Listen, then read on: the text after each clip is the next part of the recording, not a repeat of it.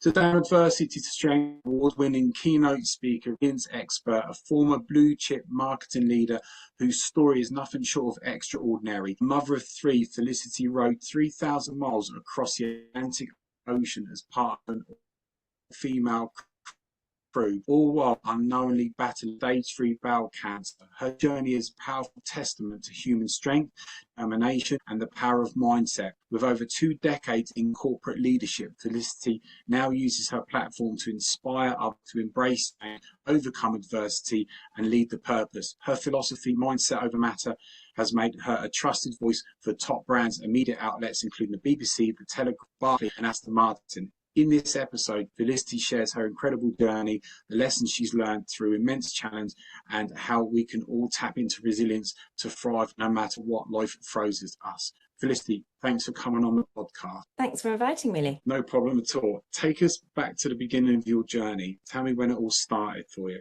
because you've been through a lot in a short space. Yeah, it's been a roller coaster few years, that's for sure. I think where it all started really was in the unlikely scenario of having a hip replacement. After my first child was born, in my late 30s, I started to get some hip pain, and it kind of got worse and worse, and I thought I just pulled something through exercising too soon after giving birth. But after about 3 years of seeing various physios and consultants, I was told when I was 39 that I needed a full hip replacement. And I suppose that could have been a hammer blow. But actually for me, it felt like a real relief to be given that diagnosis, because I knew that there was a solution. I knew that I could have a hip replacement and then I could go back to exercising again. I think you just dropped out. Take us back to the beginning. Where did it all start for you on your journey there, Felicity? Yeah, where it all started really was in the unlikely position where I needed a hip replacement in my early 40s. After the birth of my eldest child, I started to get some hip pain, and it was kind of intermittent, but it got worse over time. And it really stopped me doing all the things that I loved doing. I'd always kind of been really keen on exercising and doing what I now call kind of smaller endurance challenges like triathlons. And I got to the stage where I couldn't even kind of lift my leg high enough to get onto a bike, let alone contemplate doing a triathlon. So having that kind of hip pain really, for me, kind of robbed me of part of what I felt was my identity, because that had been me, over the last few years. And then when I eventually sat in front of a hip surgeon and he told me that I needed a full hip replacement, instead of kind of feeling really down in the mouth and disheartened by impending surgery, actually it felt like a massive relief. And I remember driving away from that appointment really feeling elated. And I knew it was an odd reaction, but I realized it was because firstly, there was a solution. I knew that I could have a hip replacement, and then that would enable me to get back to exercising again. But also the surgeon had said to me, your hip is 100% screwed. He said, most people couldn't even walk with a hip in your condition, yet you're still able to run. And he couldn't really believe it. And I interpreted that as, I must be nails. I kind of thought, well, I can do stuff that 99% of people can't. And I really took that on board. And I think that I'm nails has kind of become a label for me. And it's become, I suppose, in a way, my superpower that I've clung on to ever since. And it's lodged in my mind. And it's been actually something that's helped me through all sorts of other challenges that have kind of come about since then. Some of my own making, some that I absolutely didn't choose. But I think that was a really pivotal moment for me, because it lodged in my mind this feeling that I can do stuff that other people can't, and that I have for some reason got this inner resilience or grit that I can use to my advantage. You've always had that resilience, or was that the first time it had come out in that form? I think when I look back now over other things that have happened in life, it's probably always been there, but I think you can build your resilience as well. And I think things that happen through life enable, it's either beaten out of you in some ways or it's strengthened. And I think in my case, I've strengthened it through life in the way that I've kind of managed challenges, and potentially in the way that things have come along to challenge me. So yeah, I think there's an innate level of resilience that I was born with, but I've been able to build on that over the years, definitely. So yeah, I had my hip replacement about 3 years after being told I needed one. Enough time to enable me to have a third child. And then that hip replacement was really like giving me a new lease of life, and it opened the door to so many other things for me.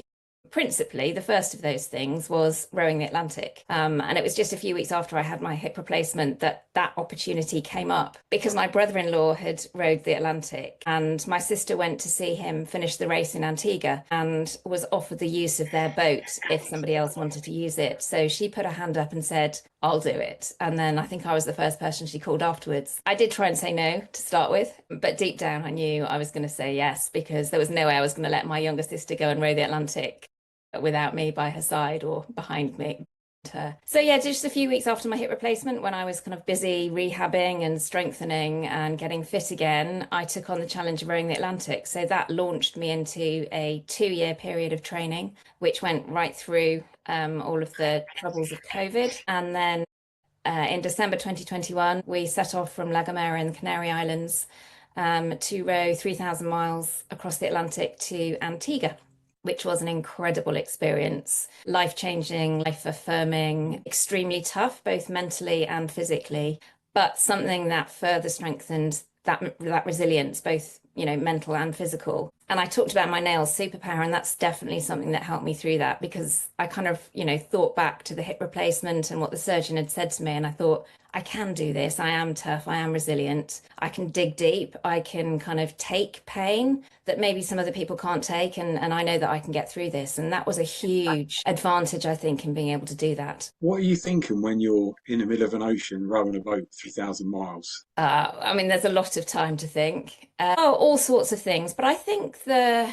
one thread that ran through it all the time was, I suppose, gratitude and an awareness of what a privilege it was to be able to do that. When we finished the race, we became four of fewer than 250 women in the world who've ever rowed an ocean. It's not something that many people choose to do or have the resources to be able to do. And we were so lucky to be able to have that opportunity and to be able to do that. So I think that gratitude really helped me get through it. But beyond that, there were so many other different emotions. Pride at what we were doing, Yeah. immense enjoyment. It was honestly one of the most brilliant experiences of my life, just having that time out of normal life to really connect with the other three women in the boat, to reconnect with yourself almost, remember who you are deep down underneath all the kind of the complex layers of life. And I think it was a very mindful experience as well, because there weren't many distractions. All we had to think about was the other three people in the boat and eat, sleep, row, repeat. And it was a beautifully simple existence and gave us the opportunity to strip out, all the, I suppose, challenges and noise of life, but also just really appreciate the environment around us, the people around us, and yeah, have time to just be. And, there's very few occasions in life when you get that opportunity for such a length of time. So thoughts went everywhere, deep down into, who we are deep down, but then on a very kind of more superficial level, just ridiculous games that we'd play, like finding shapes of objects in the clouds and seeing how the clouds change shape, or playing stupid games like the ABC of sandwich fillings or films or past boyfriends, you name it, we played it. And it was just having all of that time to explore different conversations and have an amazing time with three amazing women. Did you find that as you were rowing across the Atlantic, that your mind was completely changing, and you sort of almost become as one, the group of people that you're with there as well? You're all changing in a different direction to what you were before you set off. Yeah, I think it brings out the very best and on occasion the worst in people, but you definitely get to see everyone's true colors. And over that period of time, you just do become almost one. You get a really deep understanding of how anybody is going to react in a different situation, of how you can support each other. We all need different things at different times. For example, when you're facing, a stressful situation, or you're having a bad day, having, kind of an emotional dip. It was, it became very obvious who needed what kind of support. So it might be a cup of tea for one person or a hug for another. So we did just build such deep, strong bonds. And as I say, it definitely brought out the best in us. And occasionally you saw other sides of each other coming out. But I think it was a testament to the strength of our relationships and the depth of our relationships that we finished those 40 days as a really strong crew, friends for life, and the kind of people that you could turn to for absolutely anything, that will be there come rain or shine in the future if you need them. I can imagine that. I can certainly imagine that you're friends for life now. To go through that for 40 days. 40 days is an amazing accomplishment. Like you said, very few people in general have ever done that. How did you feel when you first saw land for Antigua, when it actually come into sight? It was a brilliant moment. It happens a few hours before you actually touch land. And it's the kind of thing that you dream of and imagine for the 40 days before that. And I remember my sister standing there and just pointing, and we've got a picture of her just pointing. And it's almost just like a shadow on the horizon to start with, but then each time you turn around, that shadow kind of grows and it gets more and more defined until you can start to see the kind of the outline of the island and then the buildings on the island. It's absolutely amazing. And you always know that it's going to be incredibly exciting. But I think what probably took us back was how nostalgic it was as well. And I think if we could have stopped time at that point, we probably would have done, because there was a big part of me that didn't want the journey to end, didn't want this incredible experience to come to an end. And sighting land, you know that it is about to come to an end. But crossing the Yeah, finishing line was unbelievable.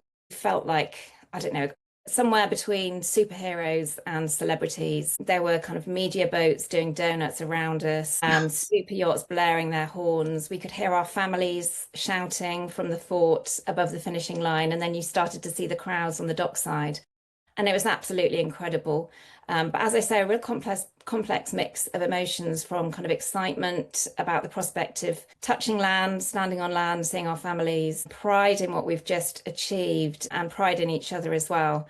But also this kind of tinged with a bit of sadness and nostalgia that it's coming to an end. yeah. I mean that says just how close you guys were, because most people would just want to get to the finish line as quick as they can. They spent 40 days in the sea. They just want to get it over and done with.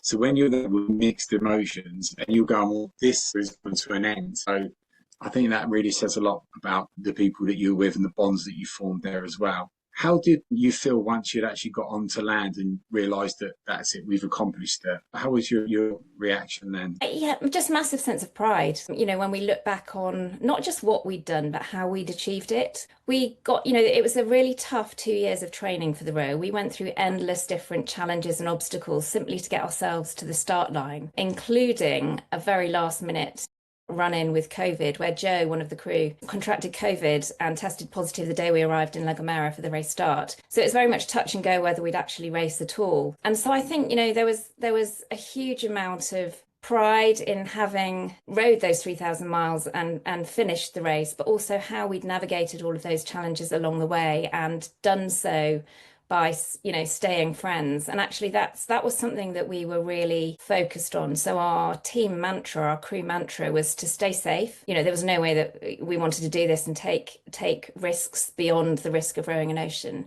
So it's to Yeah, stay safe, stay strong, and stay friends. And almost that mantra guided every decision we made, both through training and through the rowing itself, because it was so important to us that we got to the other side as friends and didn't damage relationships. It would have been, I think, a travesty to have given up so much and for so many people around us to have sacrificed so much for us to do it, and then got to the other side, with ruined relationships. yeah, everyone's fallen So out. that, You've achieved it. You've all fallen out. yeah, absolutely, yeah, and that happens a lot because you're in a very Yeah, stressful situation. You're in really close confines with people that you don't normally, spend that much time with, and so it's really yeah, easy for relationships to fall by the wayside along the way. yeah. What training did you have to do? So for 2 years, I mean, why 2 years? If you want to do 3,000 miles, it's going to take you 2 years to train. Was that how they said? It generally takes around that time. Sometimes it's longer, the lead time. There was an awful lot of physical training, but you don't necessarily need that long to do the physical training, but it's more everything else that you have to learn to be able to row an ocean. So awful lot of logistics that you need to get through, lots of different training courses to enable you to be prepared and safe and ready. So things like learning how to navigate, how to use the radio, first aid at sea. There were about 6 or 7 different training courses that we had to do. But also, in order to kind of tick all of the boxes for the race organisers, we had to do a certain number of mandatory hours on the boat with the full crew. and demonstrate our experience and our skills so that they knew that we were safe to take part in the race. And so all of that, plus fundraising and getting enough money together to get to the start line, probably does realistically take 2 years, if not longer. As I say, the physical training was almost the easiest part of it. It was everything else that took up the time. And I think in many ways, COVID made that harder because simply getting together as a crew was a challenge with all of the different lockdowns and bubbles and rules and regulations that we had to navigate. So you've done an amazing accomplishment. It's great. You've a big sense of pride, but you didn't know that you weren't very well at the time. No, no. So, I suppose one of the feelings I felt crossing the finishing line was I just felt invincible. I'd done something that fewer than 250 women in the world had ever done. I was fitter and stronger than I'd ever been. And physically, I'd been so robust during the row.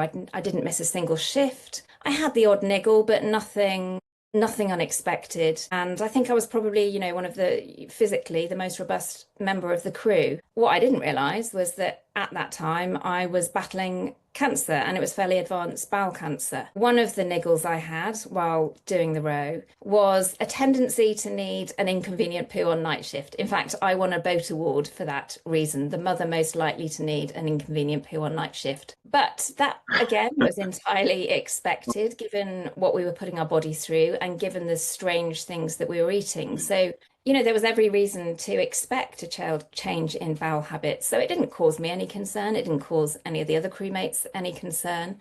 And it was only when I got home that didn't settle down. And in fact, it continued. I needed the loo more and more frequently. I started getting quite a lot of cramping in my tummy, and then ultimately started noticing blood in my stools as well. And it was at that point that it raised a red flag. I recognized the blood in particular as one of the symptoms of bowel cancer. And so I went to see the GP. And sure enough, 3 weeks later, during a colonoscopy, I heard the words nobody ever wants to hear: you have cancer. And that sent me straight into the next challenge. And, one that I absolutely hadn't expected, I hadn't chosen.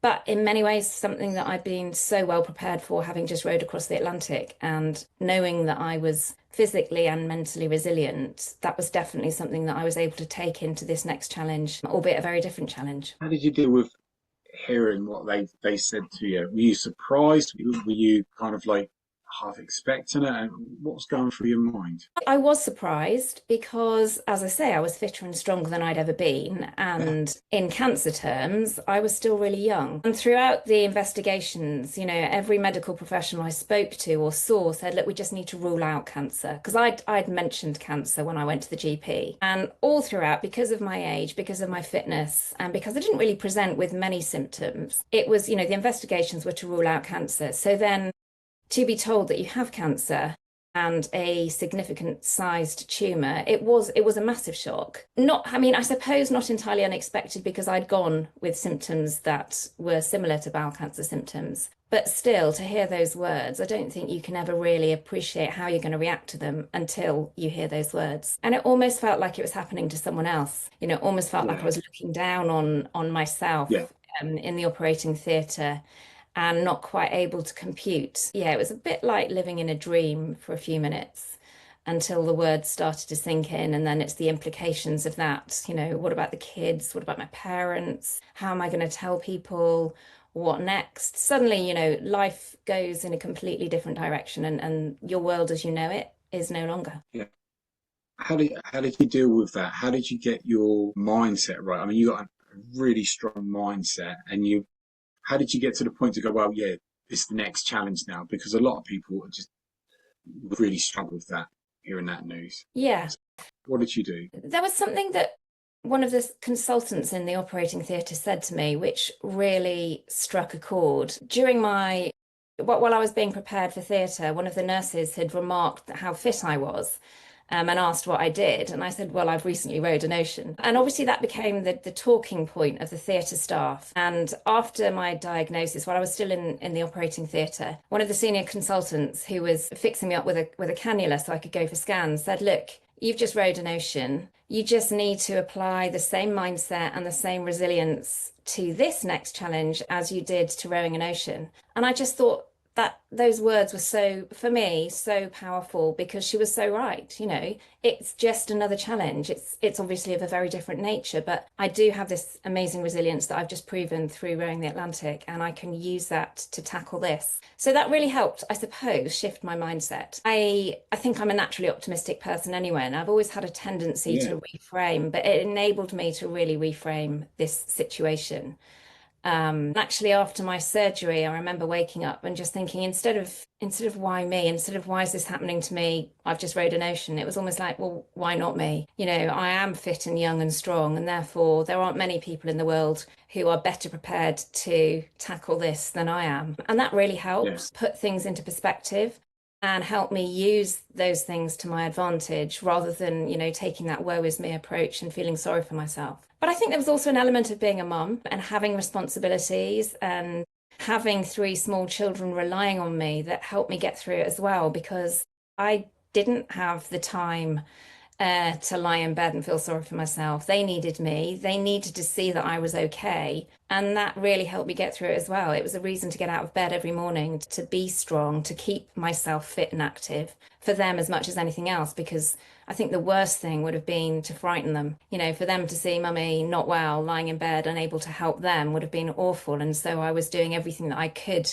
to stay strong for them too. It certainly sounds like that. I mean, was your brain trying to get you to feel sorry for itself, or was your mindset too strong that it couldn't get near that? Because it sounds like your mindset, once you know how to focus on something, it's like it's unbreakable. A lot of people they're trying to focus and be positive, but eventually the side of it catches up with them and they kind of get swallowed up by it. How did you maintain yours?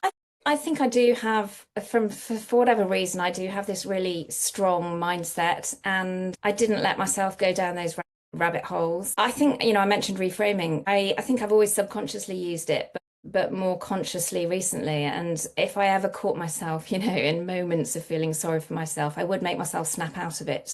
And I Yeah, think, having a sense of perspective is so important because I did feel generally fairly well throughout my treatment through surgery and then chemo. Because I was fit, I managed to bounce back quickly and I kept myself fit and active. But I remember being on the ward after my surgery and, shuffling around with my little trolley of gizmos around the ward and looking at some of the other patients who, on the whole, were a lot older than me. They looked frail and weak. Most of them couldn't even get out of bed. And I just remember thinking, God, how lucky am I to have, youth or relative youth, yeah. fitness on my side, and to be strong enough to be walking around when so many people can't and therefore can't recover quickly. So it was just, I suppose, being able to look outward and, putting things into perspective that really helped as well, help keep me positive and keep me going. Did you ever look back and think, well, how did this happen? Or was it just was one of those things? Did you look for an explanation of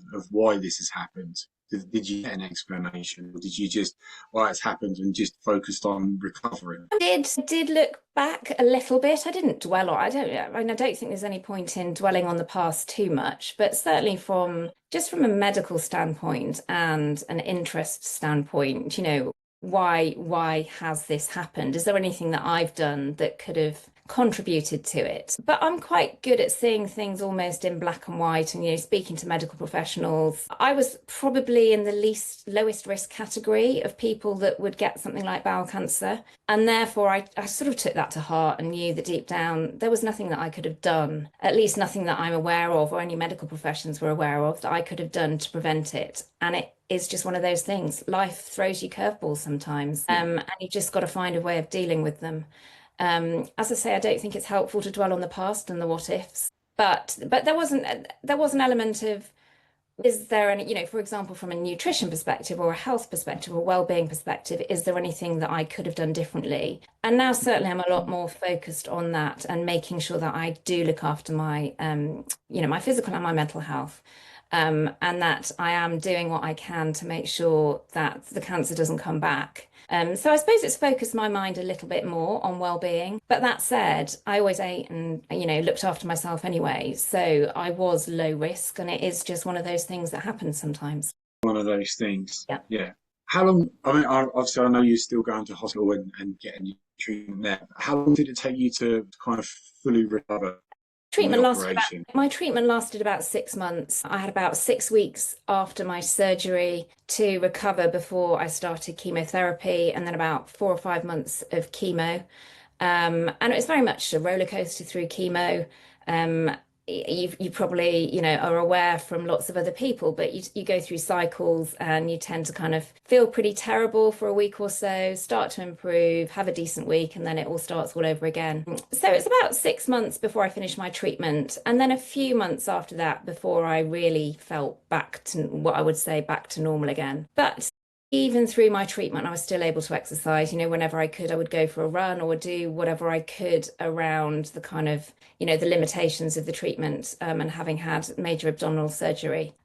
And that definitely helped my recovery and the speed of recovery afterwards as well. And in fact, what's really interesting now is that exercising through cancer treatment is really promoted by medical Yeah, professionals as being something that everyone should be doing. Whereas for me, it's just, I was never told to do it. I was never advised to do it. It's just something that I felt I needed to do for my own physical and mental health. yeah, But it's really good to see that that's being promoted now, and that it does have really positive effects on things like likelihood of recurrence and overall death rate. really. Yeah. It makes sense because it's physical health, but a lot of times you assume if somebody's ill, just rest, just rest, just rest. But obviously, yeah, exercise is essential, so important. So that's good that's the case there as well. And did that change your view on life any more? Did it make you want to do different things career wise after?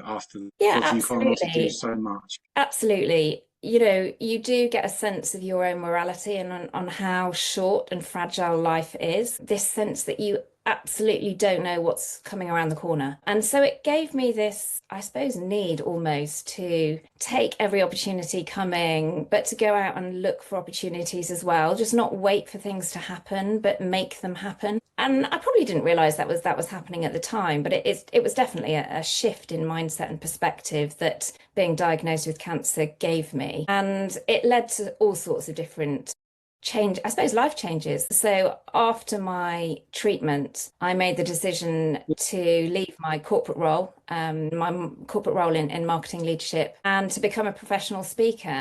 That was driven by lots of different things, but I think deep down it was this new sense of purpose, because I'd had so many conversations with different people I suppose, over the last 6 months around this unusual story that I had, and how inspiring it was for other people. And so many different people said, "Have you thought about speaking about it?" And I kind of dismissed it out of hand to start with. But there's only so many times you can hear that without doing something about it. So I had a few conversations and I looked into it, and lo and behold, became a professional speaker. And that was Yeah, really, about sharing my story, because I know that it can help other people who are going through challenges. And part of it was about, I suppose, raising awareness of bowel cancer, of some of the symptoms, and to show that it can happen to anyone at any point in their lives. And just because you feel well, just because you look well, just because you're young and strong, doesn't mean that it's not going to happen to you. So there was this sense that if I can help one other person get an early diagnosis, then it's very much worthwhile sharing my story for that reason alone. I'd imagine you've had a lot of people that's come up to you when you've done your keynote speaking and tell you their experiences or probably the positive effect you've had on their lives. Yeah, and that's one of the really rewarding things about being a speaker and having that privilege to have a platform to talk and share your story to inspire other people, is that it does have an impact on people. It might be, I've had so many people that have said, "I've just been for a run because of listening to you. If you can do it through cancer treatment, then I can get myself out of bed and go for a run tomorrow."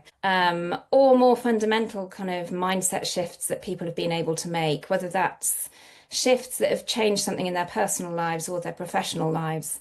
And that's actually what makes it all very worthwhile, so rewarding, and really helps me, I suppose, connect with this new purpose. Yeah, and it certainly sounds like you've got so many things happening for you at the moment. It's, wherever I look, you're doing something different. You're doing something new. You're going up to like a mountain. You're giving us speaking somewhere. You know, it doesn't seem there's enough hours in a day for you at the moment. Well, and that's juggling three children as well. Yeah.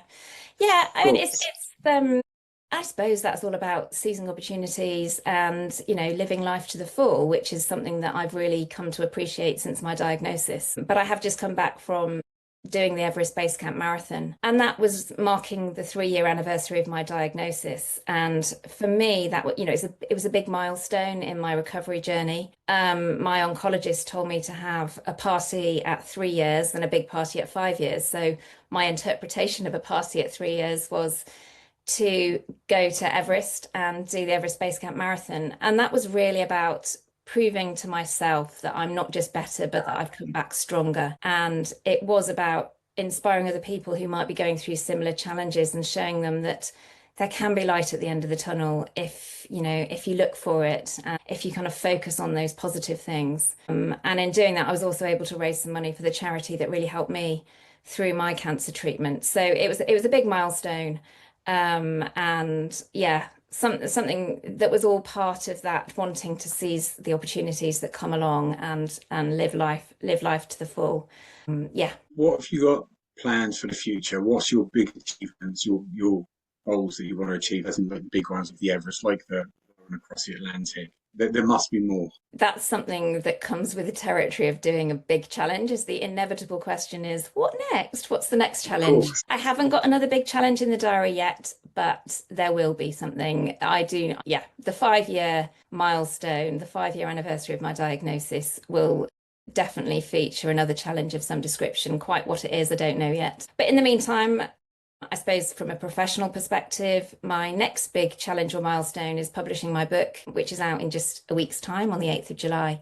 Um, and so Yes. again, that's something that I never envisaged doing. I have always said I would rather stick needles in my eyes than write a book. But then life gave me this story to tell. And, again, it's this sense of purpose. I sort of felt that I had an obligation almost to tell my story. So, yeah, I'm excited about the publication of the book in just a week's time. Yeah, and your story, I mean, I'm not surprised. It's your story that you've written yourself there, and not only are you actually reading about yourself there and going, did I really just go through all of that?